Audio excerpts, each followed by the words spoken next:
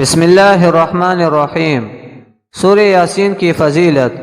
سیدنا ابن عباس رضی اللہ تعالیٰ عنہما نے فرمایا، جو شخص صبح کے وقت یاسین پڑھے تو اسے شام تک آسانی عطا ہوگی، اور جو شخص رات کے وقت یاسین پڑھے تو اسے صبح تک آسانی عطا ہوگی، یعنی اس کے دن و رات آرام و راحت سے گزریں گے۔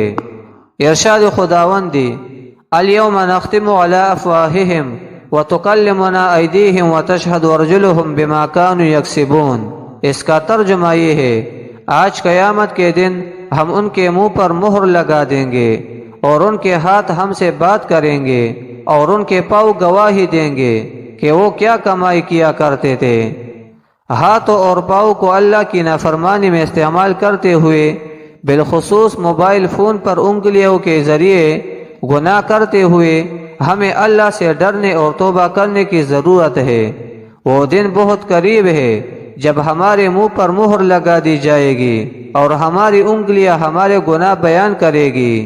اللہ تعالی ہم سب کو گناہوں سے بچائے، آمین۔